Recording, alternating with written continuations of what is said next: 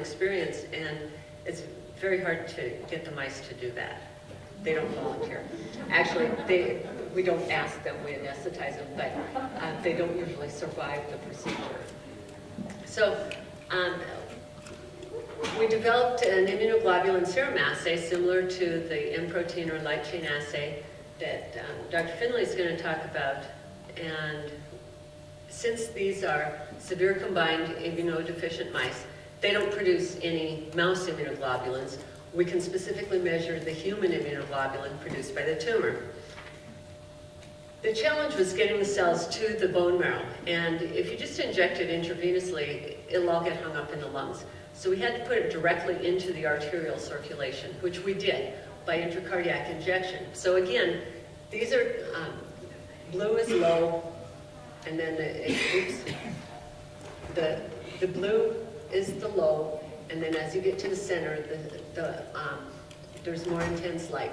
And so injecting these cells directly into the arterial circulation, they do go to the bone marrow. And then but if you look at these images, you can't really see exactly where that is. We had to take the mice for their x-rays, and I'm not a radiologist, but they tell me that these black holes are bad. And so we were pretty excited about this. And one thing that was a little bizarre was this huge mass here. So when this animal was sacrificed, we did a necropsy to find out what is this huge mass there. And to our surprise, it was in the adrenal gland. And you don't need to be a cytogeneticist to know that this is bizarre. I mean, these are very, very aggressive tumors, but they are myeloma cells. So this was a great model for examining the differences between tumors in various locations and why do they home to the bone marrow.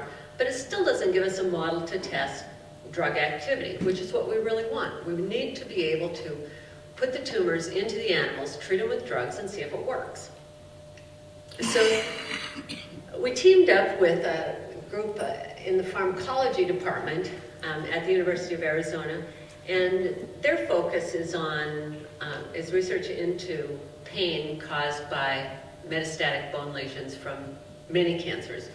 They've done a lot of prostate cancer and breast cancer work, and in their models, they implant the tumors directly into the femurs. And so we had them put our luciferase, our firefly luciferase expressing cells directly into the femur of these SCID mice. And then we could measure the luminescence. And as you can see, after just 7 days, we can detect this tumor growing in the femur of these SCID mice. And then they also did various measures of pain response. And then we can x-ray the animals and see that there is bone remodeling going on as early as 2 weeks after cell injection. So this is a good thing, but is it quantitative?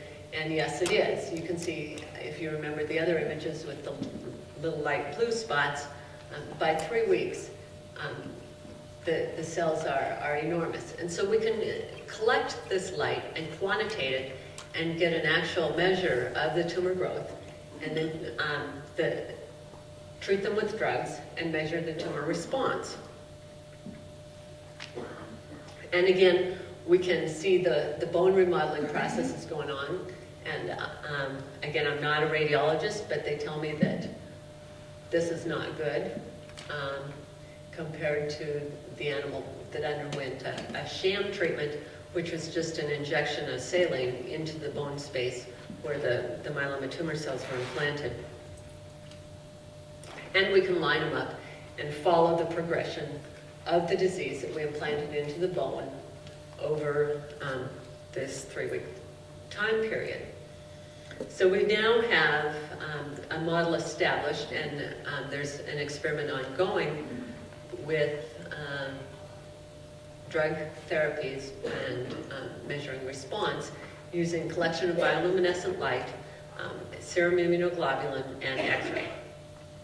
So, in summary, what I hope that I've impressed on you today is that the defects within the tumor cell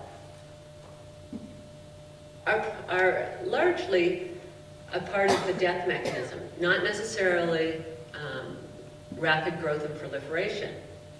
And these are the things that contribute not only to the tumor establishment to begin with, but also with their failure to respond to drugs, because drugs use the same pathways that the immune system would use to eliminate the cells. The microenvironment is a huge component, especially of multiple myeloma. There's a tremendous interaction between the stromal cells and the matrix, and we are making progress, and there is hope.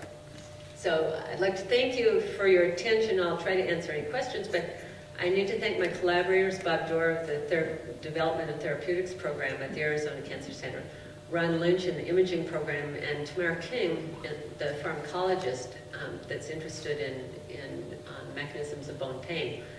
EMSS is the Experimental Mouse Service. Olivia Desiree are both students, undergraduates that have been involved with this work, and Betty, the technician extraordinary. And support for this work has come from the NCI and the Multiple Myeloma Research Foundation, the American Cancer Society, the AZCC Haberman Endowment Fund, and in full disclosure, I have to say that my lab has received some research support from both Millennium Pharmaceuticals and Implant Corporation, which is a Tucson-based pharmaceutical development, drug development company that provided the ethonafide for the combination studies. So, thank you.